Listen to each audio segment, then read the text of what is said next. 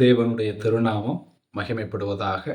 மீண்டுமாக இந்த அருளுரை துளிகளின் வாயிலாக உங்களை சந்திப்பதிலும் உங்களோடு தேவனுடைய திருவார்த்தையை பகிர்ந்து கொடுப்பதிலும் நான் மகிழ்ச்சி அடைகிறேன். இன்று நம்முடைய சிந்தனைக்கு ஆதாரமாக நான் எடுத்துக்கொண்ட வசனமானது ஆதியாகமம் 11வது அதிகாரம் அதின் 1வது வசனம். பிரியமானவர்களே, இந்த பகுதியானது அல்லது இந்த 11வது அதிகாரத்தின் 1 முதல் 9 வரையிலான வசன பகுதியானது பாபேல் கோபுர கட்டுமான பணியை குறித்து பேசுகின்ற ஒரு பின்னணியை கொண்டதாக காணப்படுகிறது. இங்கே நாம் இன்றைக்கு சிந்திக்க போவது முதல் வசனத்தில் உள்ள காரியத்தை தான். இங்கே வசனம் என்ன சொல்லுகிறது? பூமியெங்கும் ஒரே பாஷையும் மொழியும் ஒரே விதமான பேச்சும் இருந்தது. பிரியமானவர்களே, பாபேல் கோபுர கட்டுமானத்திற்கு முன்பாக அல்லது ஜல பிரளயம் வெள்ளப்பெருக்குக்கு முன்பாக இந்த பூமியில் ஒரே மொழிதான் இருந்தது. அடுத்ததாக ஒரே பேச்சுதான் இருந்தது. இந்த இடத்தில் ஒரே பேச்சும் ஒரே விதமான பேச்சும் என்று சொல்லும் பொழுது ஆங்கில வேதாகமத்திலே த சேம் வேர்ட்ஸ் என்று வருகிறது. ஒரே வார்த்தைகள், ஒரே மொழியும் ஒரே வார்த்தைகளும் இருந்தன என்பதுதான் இதனுடைய பொருளாக இருக்கிறது. மொழி என்பது பல வார்த்தைகளால் கட்டமைக்கப்பட்ட ஒன்றாக காணப்படுகிறது. அப்படியாக ஆதியிலே வெள்ளப்பெருக்குக்கு முன்பாக இந்த பூமியில் ஒரே மொழியும் ஒரே வார்த்தைகளும் தான் இருந்தன. ஒரே வார்த்தைகள் என்று சொல்லும் பொழுது, உதாரணத்திற்கு செங்கல் என்றால் பூமி முழுவதும் செங்கல் தான், அதற்கு வேறு பெயர் கிடையாது. கல் என்றால் பூமி முழுவதும் கல் தான், அதற்கு வேறு பெயர்கள் கிடையாது. இப்படியாக ஆதியிலே ஒரே மொழியும் ஒரே பேச்சும் இருந்தது. ஆனால் இங்கே நமக்கு ஒரு கேள்வி எழும்பலாம். அந்த ஆதியிலே இருந்த அந்த ஒரே மொழி எது என்ற ஓர் கேள்வி எழும்பலாம்.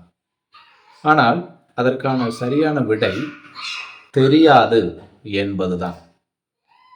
ஆனால் வேத பண்டிதர்கள் கணிக்கின்ற கணிப்பு என்னவெனில், அந்த ஒரே மொழி எபிரேய மொழியாக இருக்கலாம் என்று சில ஆராய்ச்சிகளின் அடிப்படையில் அவர்கள் சொல்லக்கூடியவர்களாக இருக்கிறார்கள். ஆனால் உறுதியாக எந்த மொழி என்பது நமக்கு தெரியவில்லை. பிரியமானவர்களே, மொழி மட்டுமல்ல, அதாவது ஜல பிரளயத்திற்கு முன்பாக இந்த பூமியில் ஒரே மொழி மட்டும்தான் இருந்தது என்பது மட்டுமல்ல, கண்டம் கூட, இன்றைக்கு பல கண்டங்கள், கான்டினன்ட்ஸ் நம்முடைய பூமியிலே இருக்கின்றன. ஆனால் ஜலப்பிரளயத்துக்கு முன்பாக, வெள்ளப்பெருக்கிற்கு முன்பாக இந்த பூமியில் ஒரே கண்டம்தான் இருந்தது. அதை ஆதியாகமம் 10:25 நாம் பார்க்கிறோம். ஆதியாகமம் 10வது அதிகாரம் 25வது வசனம். ஏபேருக்கு 2 குமாரர் பிறந்தார்கள். ஒருவனுக்கு பேலேகு என்று பெயர், ஏனெனில் அவனுடைய நாட்களில் பூமி பகுக்கப்பட்டது. இங்கே பூமி பகுக்கப்பட்டது என்று சொல்லும் பொழுது, இதை சரியாக நாம் சொன்னால் பூமி கண்டங்களாக பகுக்கப்பட்டது. அப்படியானால் ஆதியிலே ஜலப்பிரளயத்துக்கு முன்பாக இந்த பூமியில் ஒரே ஒரு கண்டம் மட்டும்தான் இருந்தது என்பதை நாம் அறிந்து கொள்வோம். ஆனால் இன்றைக்கு நாம் வாழுகிற நம்முடைய இந்த காலத்தில் நம்முடைய பூமியில் மொத்தம் 8 கண்டங்கள் காணப்படுகின்றன. ஆகவே ஜலப்பிரளயத்திற்கு பின்புதான் இந்த பூமியிலே பல கண்டங்கள் உருவாகின. ஆனால் பொதுவாக வேதாகமத்தின் வரலாறுகள், எழுத்துக்கள் இயற்றப்பட்ட காலங்களில் 3 கண்டங்கள் இருந்தன: ஆசியா, ஆப்பிரிக்கா, ஐரோப்பா. ஆனால் இன்றைக்கு நம்முடைய இந்த நாட்களில் 8 கண்டங்கள் இந்த பூமியிலே காணப்படுகின்றன. ஆனால் இங்கே நாம் அறிந்து கொள்ள வேண்டியது, ஜலப்பிரளயத்திற்கு முன்பாக இந்த பூமியில் ஒரே கண்டம் தான் இருந்தது. அடுத்ததாக இந்த பூமியிலே ஜலப்பிரளயத்துக்கு பின்புதான் பல சமுத்திரங்கள் உருவாகின.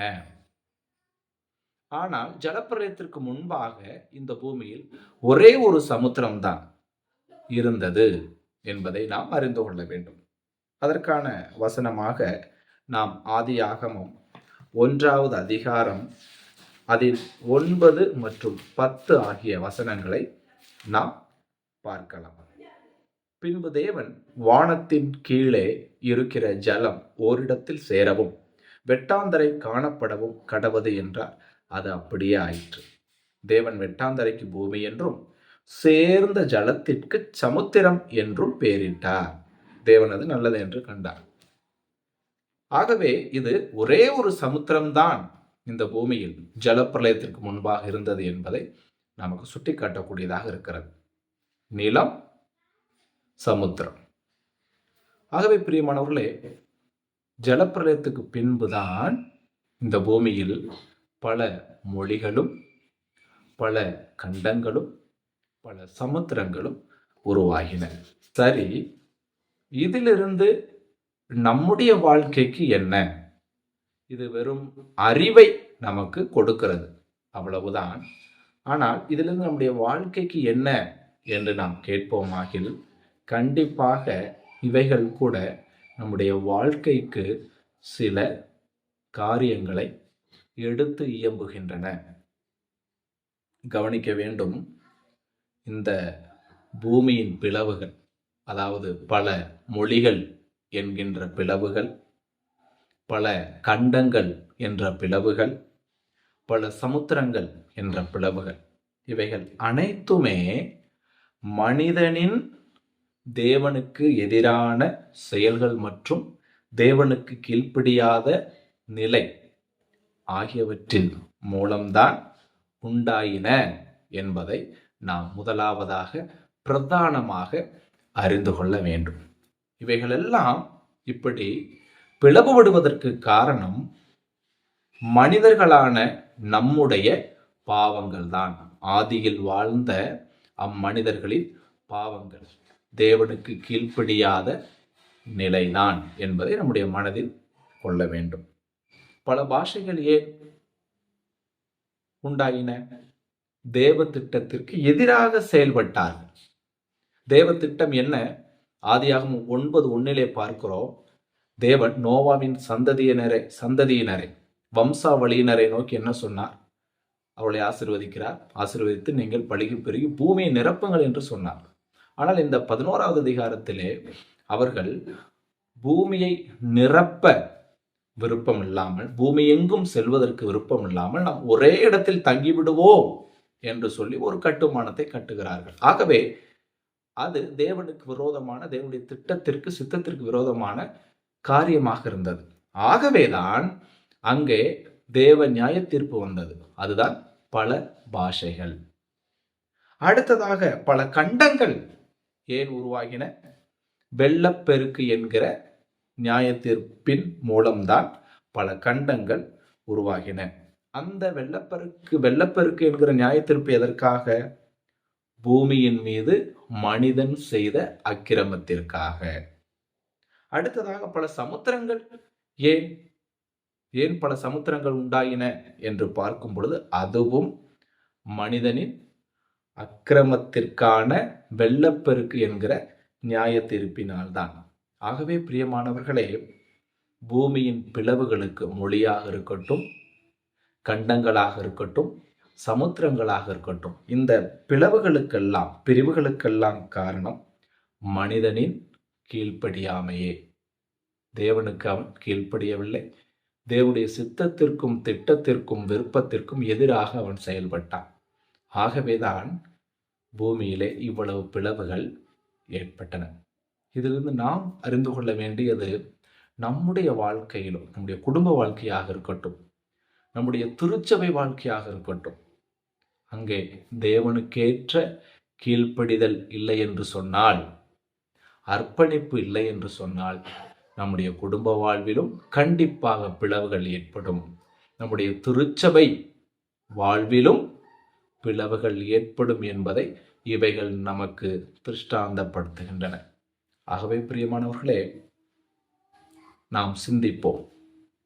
நம்முடைய வாழ்க்கையில் வேத வசனத்திற்கு, தேவனுக்கு ஏற்ற கீழ்ப்படிதல் நம்மிடத்தில் காணப்படுகிறதா? தேவனுக்கு ஏற்ற அர்ப்பணிப்பை நாம் செய்திருக்கிறோமா என்பதை சிந்திப்போம். இல்லையெனில் தேவ திட்டத்திற்கும் சித்தத்திற்கும் மீறி கீழ்ப்படியாமை உள்ளவர்களாக நாம் இருப்போமாகில், நம்முடைய குடும்ப வாழ்வாக இருக்கட்டும், திருச்சபை வாழ்வாக இருக்கட்டும், அங்கே கண்டிப்பாக பிளவுகள், பிரிவுகள் ஏற்படும். ஆகவே கவனமாயிருப்போம், எச்சரிக்கையாக இருப்போம். நம்முடைய குடும்ப வாழ்க்கையையும் நம்முடைய திருச்சபை வாழ்க்கையையும் தேவ வசனத்திற்கு கீழ்ப்படிந்து, தேவ வசனத்திற்கு அர்ப்பணித்து நாம் கட்டி எழுப்புவோம்.